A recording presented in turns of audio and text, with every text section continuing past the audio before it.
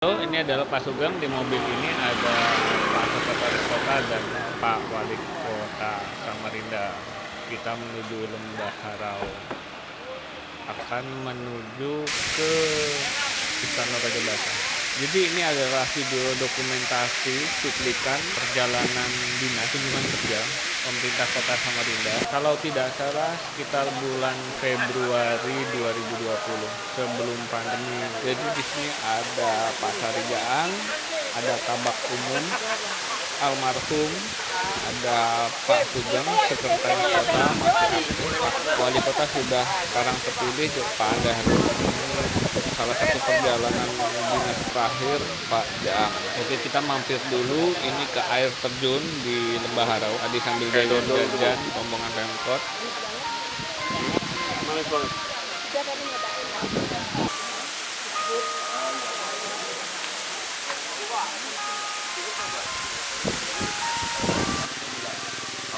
Masih sebentar lagi ya? Iya.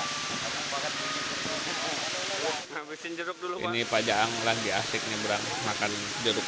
Beliau suka banget sama buah. Di kebunnya yang di Pampang itu juga punya kebun buah. Agak asik kan, wali kota sama sekda duduk berduaan gitu. Jadi ini adalah salah satu perjalanan dinas di 2020 yang saya sempat ikut. Setelah itu kayaknya nggak ada.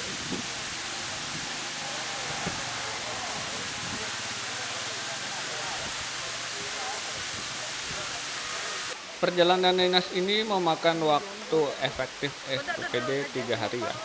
Jadi hari 4 hari, 1 hari perjalanan nggak dihitung, jadi efektifnya 3 hari. 3 hari di Padang. Kamu tuh foto aku di sini tuh loh. Apa? Oh iya. Sini, Pak. Sebelumnya ada beberapa pertemuan yang saat hari pertama kita datang, kita langsung ke pemerintah Kabupaten Padang Pariaman, menyempatkan datang dan bertemu sama Pak Wali Kota dari pertama. Kemudian di hari kedua ini kita langsung jalan ke Istana Basa Pagaruyung. Itu kita ini melipir kayaknya danau apa ya? Jadi kontur jalannya kalau di Jawa tuh kayak di Wonosobo. Nah kalau ya Aduh, kayaknya mantap.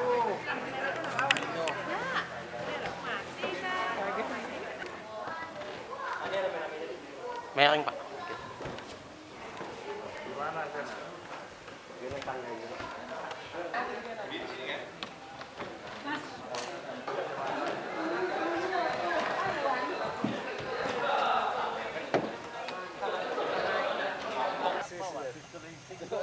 Iya itu katanya aman.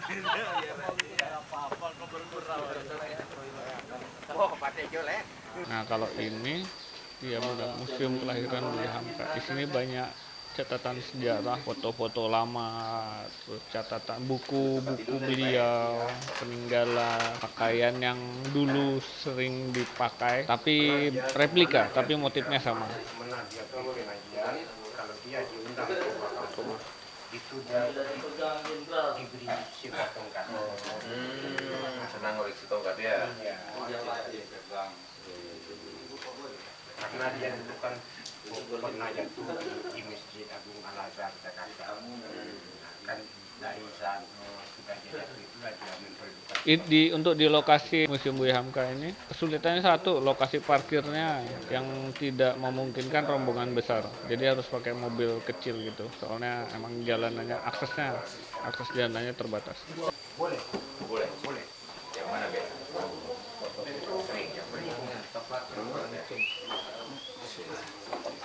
Woi. Apa, woi? Aku nggak pakai baju.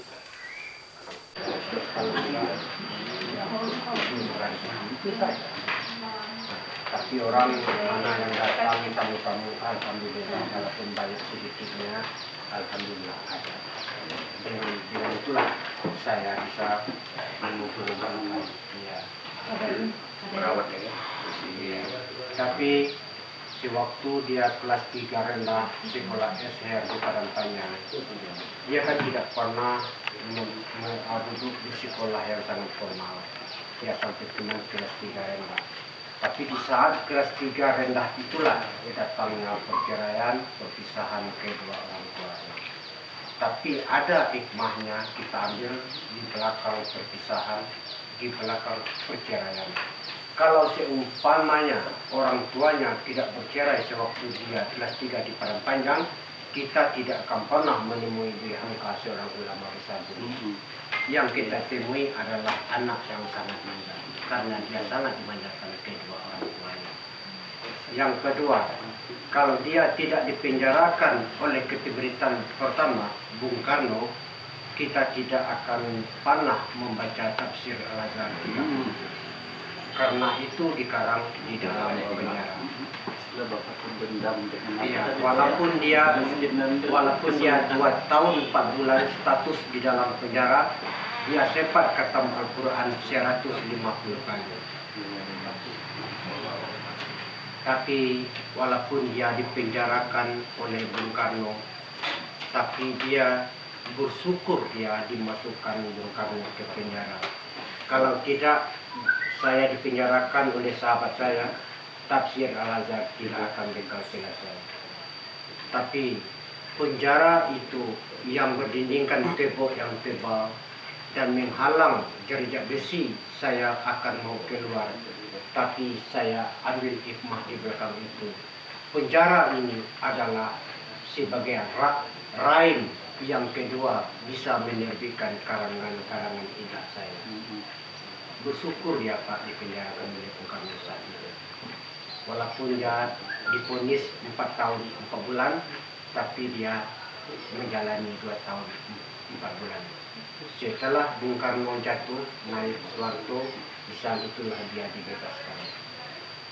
Tapi ketika Bung Karno sakit, datang salah seorang ajudan Bung Karno ke Buya Hamka, cuman isi suratnya,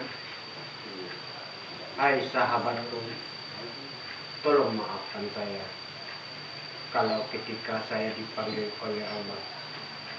Tolong sahabat yang menyelesaikan kemandian saya sampai sholat saya." Dibalas oleh Buya Hamka, "Sebelum sahabatku minta maaf sama saya, sejauh-jauhan sudah saya beri maaf." Itulah kebesarannya Buya Hamka. Memang sudah dimandikan, dikafani, sudah dikafan, disolatkan, diantar lagi ke pemakamannya. Itulah kebesarannya Buya Hamka. Siapakah lagi? Enggak lama saya rekam, cuma penjelasannya lebih panjang. Kita di banyak cerita soal Buya Hamka di situ sama jurusnya. Kalau nggak sama masih keluarganya. Nah, kemudian foto bareng, habis itu cabut melanjutkan perjalanan. Di perjalanan ini kita perjalanan balik ke Padang. Ada beberapa yang nggak kerekam, kayak kita mampir makan, terus rombongan kesasar karena ada sekitar 8 mobil rombongan kesasar, kebagi 2 kira-kira gitu ya, dan yang pakai patwal cuma yang di depan aja. Halo, terima kasih sudah menonton video ini. Kayaknya nggak penting-penting banget kecuali cerita di Museum Buya Hamka. Terima kasih sudah menonton. Jangan lupa subscribe kalau ngerasa penting.